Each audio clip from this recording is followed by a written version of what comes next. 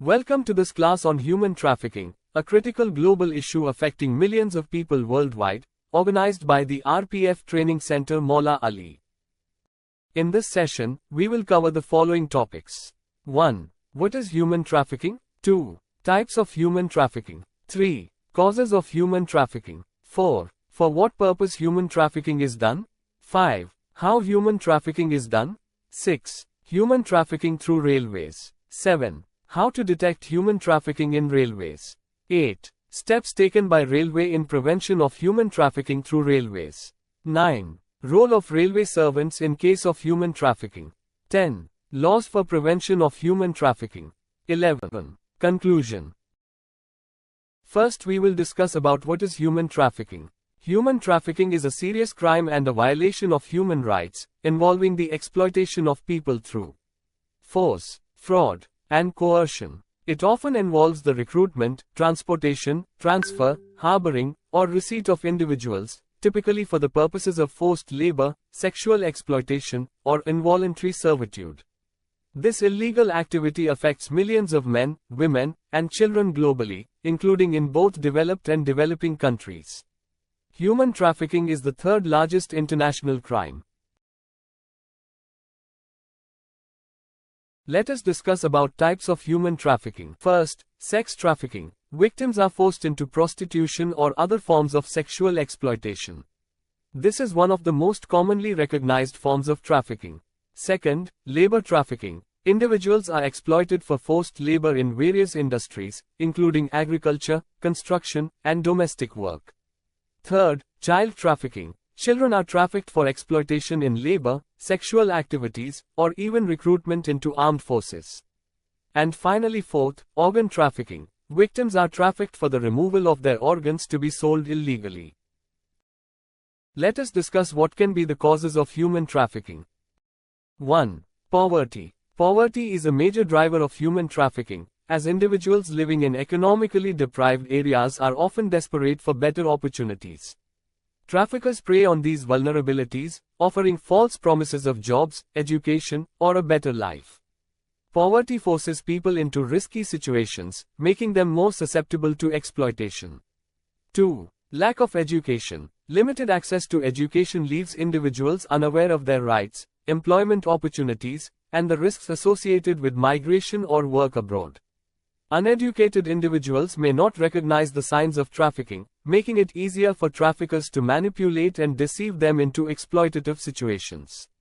3. Conflict and political instability. Wars, political unrest, and natural disasters displace large populations, leaving people in desperate need of shelter, food, and security. Traffickers exploit these chaotic situations, targeting refugees and displaced individuals who are struggling to survive. Conflict zones often become hotspots for trafficking due to the breakdown of law and order. 4. Demand for cheap labor and commercial sex. The global demand for cheap goods and services encourages labor exploitation, as traffickers supply businesses with low-cost labor from trafficked individuals.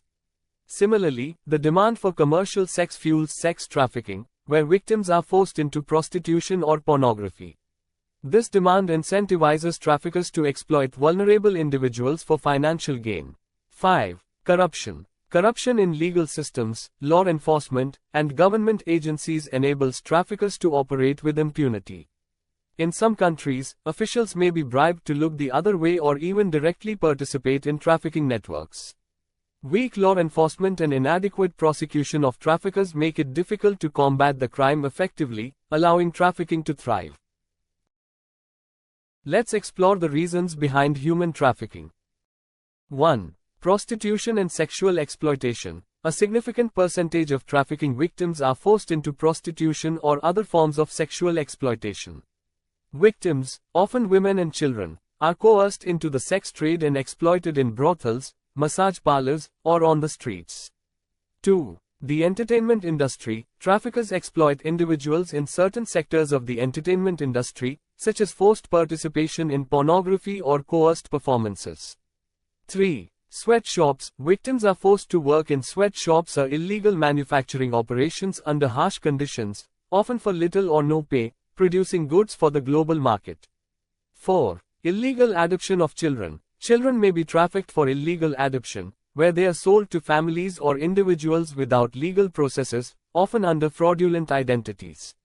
5. Organ transplants. Organ trafficking involves the illegal removal of organs from trafficked victims, which are then sold on the black market to those in need of transplants.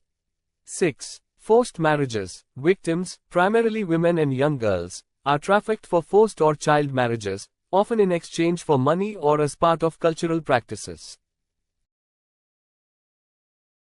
7. Mail-order brides. Some individuals are trafficked to be sold as mail-order brides, where they are forced into marriage and often subjected to abuse and exploitation by their spouses. 8. Domestic work. Victims are trafficked to physical or emotional abuse. 9. Forced labor. Example, construction work. Individuals are trafficked to work in various labor-intensive industries, such as construction, agriculture, mining, or fishing, under exploitative conditions. 10. Drug trafficking. Victims, including children, are forced into drug trafficking or smuggling, often as drug mules, or coerced into drug-related criminal activities. 11. Begging. Traffickers force individuals, especially children or disabled people, to beg in public places, collecting money that goes directly to the traffickers. 12. Other exploitative forms of work. Victims may be trafficked for a variety of other exploitative purposes, including forced participation in criminal activities, such as theft, fraud, or human smuggling. Let's examine how human trafficking takes place. 1. Through recruitment. Hollow bullet traffickers often begin by deceiving or coercing their victims with false promises of jobs, better living conditions, or access to education. They may lure victims through fake job advertisements, fraudulent recruitment agencies, or personal relationships. In some cases, traffickers use abduction or outright force to recruit individuals. Vulnerable groups such as impoverished individuals, refugees, and displaced persons are particularly targeted during this phase. 2. Transportation. Hollow bullet. After recruitment, traffickers transport victims either across borders or within a country. This movement often happens in secrecy to avoid detection by authorities. Victims may be smuggled via cars, trucks, planes, or boats, and are frequently stripped of identification documents to prevent escape or reporting to authorities. In some instances, victims are moved multiple times to disorient and isolate them from any possible support systems. 3. Exploitation. Hollow bullet. Once under the control of traffickers, victims are subjected to exploitation. This can take the form of forced labor, sexual exploitation, domestic servitude, or even forced criminal activities. Victims work in inhumane conditions, often without pay, under constant threat of violence. The profits generated from their exploitation are pocketed by the traffickers, while the victims remain trapped in their dire circumstances. 4. Control. Hollow bullet traffickers maintain control over victims through physical abuse, threats, manipulation, and psychological coercion. They may use violence or threats against the victim's family to ensure compliance. Additionally, traffickers often isolate victims from the outside world, restricting their communication and movement. Victims are made to feel powerless and helpless, reinforcing their dependency on the trafficker and making it extremely difficult for them to escape or seek help. In this session, we will discuss how human trafficking is done through railways. Human trafficking through railways is a significant issue, as traffickers exploit the transportation system to move victims across regions or countries undetected. Railways, especially in countries with extensive rail networks, provide a convenient and low-cost method for traffickers to transport individuals for exploitation, including forced labor, sexual exploitation, or other illegal activities. Traffickers target vulnerable individuals, such as women and children, luring them with false promises of jobs. Train stations can serve as recruitment hubs and transit points, making detection difficult due to crowded environments. Let us discuss about how to detect human trafficking in railways. 1. Behavioral signs of victims. They appear fearful, anxious, or submissive, especially around their companions. Also, they may be not allowed to speak for themselves or is accompanied by someone who speaks for them can indicate trafficking. 2. Unusual relationships. Look for individuals who are overly controlling of others' movements, such as monitoring phone calls or refusing to let the person speak to others. 3. Physical signs of abuse, visible injuries like bruised. 4. Suspicious travel patterns. Traffickers may use railways to transport victims through multiple stops, often moving them across regions or borders. Frequent or unusual travel patterns can indicate trafficking. Also, traveling at odd hours. Individuals traveling late at night or in off-peak hours without apparent reason may be at risk. 5. Identification issues. Victims may not possess their identification documents, which could be withheld by traffickers to prevent escape. 6. Observation of train stations. Crowded areas. Traffickers may exploit crowded train stations to move victims discreetly. Be aware of unusual gatherings or individuals loitering without a clear purpose. Pay attention to children or individuals who appear lost or abandoned, especially if they are with adults who seem controlling. 7. Railway staff should engage in conversation with passengers. RPF escorting team should invariably check the identity cards or ticket and also should engage in friendly conversation with passengers. TTE should check the traveling ticket invariably and if any suspicious exist, should take immediate action by informing RPF and GRP personnel. Let us discuss about steps taken by railway in prevention of human trafficking through railways. First one is signing of MOU between RPF, BBA and NCW. In a significant step towards eradicating human trafficking, the Railway Protection Force has signed two Memorandum of Understanding with Bachpan Bachao Andolan in 2022, National Commission for Women in 2024. BBA is a frontline anti-trafficking and anti-slavery grassroots movement in India. Its core activities are run and managed through the Registered Society, Association for Voluntary Action. The liberating and humanizing philosophy of the movement continues to remain central to its activism against all forms of violation of child rights. Second major step is Operation Ahat, Action Against Human Trafficking. Launched for targeted anti-trafficking operations. Established 740 plus anti-human trafficking units across India. Intensive drives are being conducted against human trafficking through trains. Conducting decoy checks by the teams under the leadership of post-in-charges. RPF is tracking the movements of traffickers by collecting the inputs from BBA authorities to their arrest by GRP. Third is Operation Nanhe Farisht. Drives with an objective of rescuing children in need of care and protection.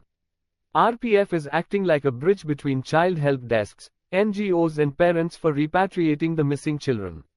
Fourth is public awareness campaigns.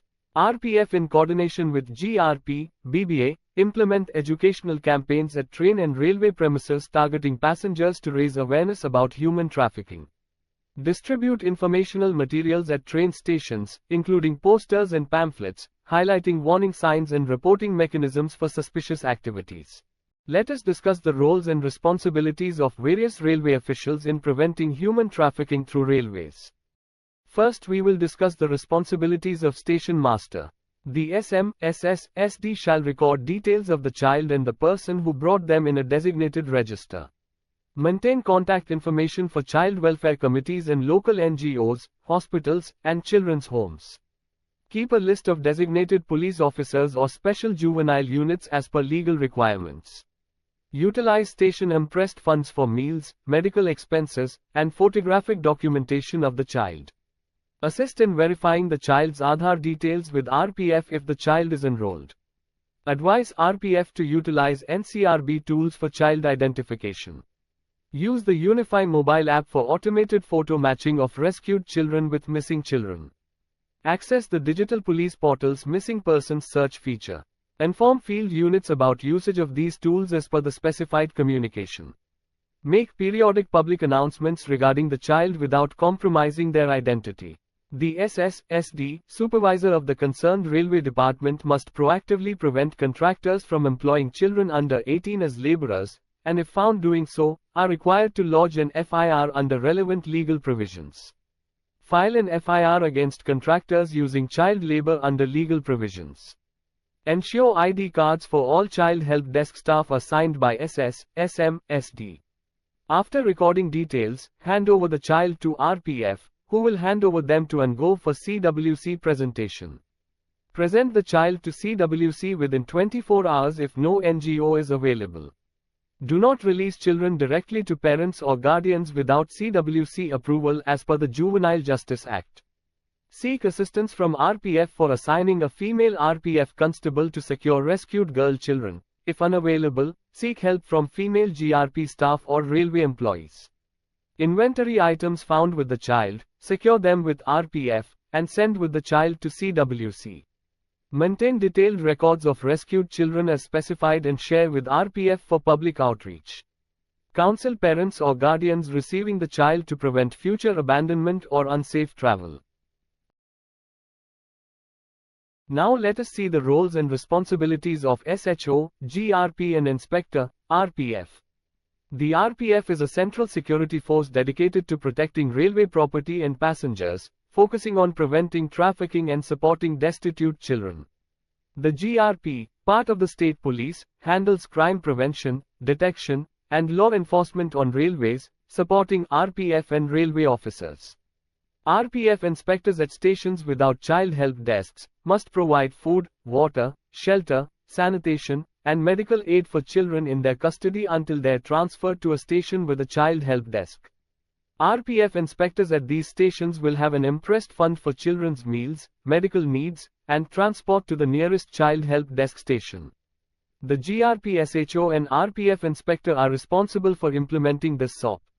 They must brief GRP, RPF personnel on child protection in regular station meetings. Create awareness among stakeholders about child protection. Ensure child protection measures are in place at railway platforms. They should transfer children to NGOs at the Child Help Desk and, if needed, to the CWC as per the Juvenile Justice Act. They must fulfill Station Juvenile Protection Unit, SJPU, roles under the Juvenile Justice Act. They assist the station master or relevant station officials in verifying information provided by the child during rescue. They will establish child-friendly corners and appoint child welfare officers, for GRP, and child welfare nodal officers, for RPF, to support children at stations. They will work with the Anti-Human Trafficking Unit, AHTU, for professional investigations in child trafficking cases. Nominated NGOs will have CCTV access for monitoring children, and RPF will support child security as needed. Let us see what are the roles of RPF, GRP in prevention of human trafficking while escorting. Conduct discreet surveillance of suspected children or groups traveling alone or with adults, and consult the TTE if trafficking or abuse is suspected to take necessary protective action. Engage with the child or children in a friendly, non-threatening manner. Record relevant details of the child or children, including name, age, contact information for parents, guardians, boarding station, destination, and ticket details. Notify the SS, SM, SD, GRP, and RPF at the next major station about the child or children on board via the 139 helpline for proper reception and transfer to the child help group. Build human intelligence on child trafficking by interacting with local vendors, coolies, auto, taxi drivers, and Go members, and utilize open source intelligence from media sources. Roles and responsibilities of TTE and TC. The TTE and TC are railway officials responsible for identifying children in need of care and protection on trains. They should remain vigilant for the following indicators of potential issues. A group of children boarding the train. B. More than 4 to 5 children accompanied by only 1 or 2 adults. C. Unaccompanied child or children. D. Children without tickets who cannot provide proper information about their destination or give contradictory details. A. Children frequently being moved between compartments. F. Children being prevented from talking to each other or to anyone else. In such situations, the TTE, TC should take the following actions. A. Approach the child or children and inquire about their address and destination in a friendly, non-threatening manner. B. Determine if the child or children need assistance, providing care and protection until reaching the next major station. C. Inform the GRP, RPF if there are suspicions that the child or children are runaway, abandoned, or being trafficked. D. Hand over the child to RPF, GRP personnel, who will then take necessary actions to ensure the safety and protection of the child or children, following established procedures. Duties of Child Help Group. A. The Child Help Group is responsible for ensuring the implementation of this SOP in both letter and spirit. B. The Ministry of Women and Child Development will identify and nominate an NGO to manage all child-related matters at selected railway stations, with child help desks staffed around the clock by Childline or the nominated NGO. C. The group will review and monitor child care and protection activities at the station, seeking guidance from CWC, Childline, or reputable NGOs for enhanced child protection until the child is transferred to the CWC. D. A monthly review report will be submitted to the ADRM.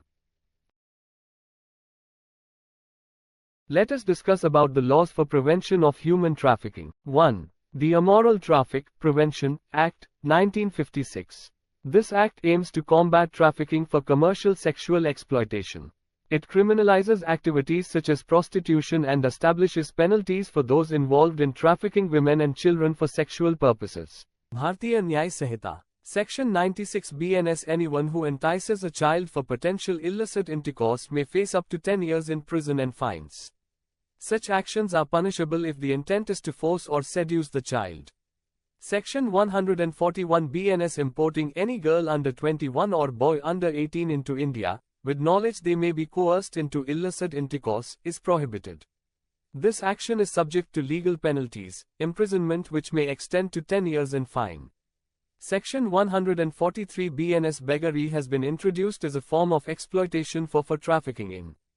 Explanation 1 to Section 143 BNS. Beggary was not included as form of exploitation in Section 370 IPC. Section 144 BNS. Anyone who knowingly engages a trafficked child for sexual exploitation will face a minimum of 5 years and up to 10 years of rigorous imprisonment, along with a fine. Such actions are severely punished under the law. 3. The Child Labor, Prohibition and Regulation Act, 1986. This act prohibits the employment of children in hazardous industries and regulates the conditions of work for children in non-hazardous jobs, helping to combat child trafficking. 4. The Juvenile Justice, Care and Protection of Children Act, 2015. This act provides for the care, protection, and rehabilitation of children in conflict with the law, ensuring their rights and addressing issues related to trafficking. 5. The Bonded Labor System Abolition Act, 1976. This law abolishes the bonded labor system and provides for the release and rehabilitation of bonded laborers, aiming to eradicate forced labor practices. 6. The Protection of Children from Sexual Offences POCSO Act. This act aims to protect children from sexual offences, including those arising from trafficking, and ensures strict legal action against perpetrators. Let us explore South Central Railway's initiatives to combat human trafficking through Operation AAHT. During the year 2022, South Central Railway detected 16 cases, which resulted in the rescue of 46 individuals and the apprehension of 9 traffickers. In 2023, there was a notable increase, with 61 cases detected, leading to the rescue of 495 individuals and the arrest of 204 traffickers. Further, during the year 2024 up to September, the railway reported further progress, identifying 65 cases. This improvement highlights enhanced detection efforts, resulting in the rescue of 341 individuals and the arrest of 179 traffickers, indicating increased efficiency in addressing human trafficking. A critical aspect of their strategy is the establishment of 59 anti-human trafficking units, AHTUs, across 53 Railway Protection Force posts. These units, staffed by 197 dedicated personnel, ensure extensive coverage and facilitate rapid response. In summary, South Central Railway's proactive approach, marked by increased case detection and the creation of AHTUs, underscores their commitment to disrupting trafficking networks and effectively rescuing victims. Let us conclude the session. By implementing sufficient preventive measures, railway systems can significantly reduce the risk of human trafficking. A collaborative approach involving staff training, public awareness, law enforcement partnerships, and community engagement is essential for effectively combating this pervasive issue. Thank you for joining this session. I hope everyone gained valuable insights into human trafficking and its prevention.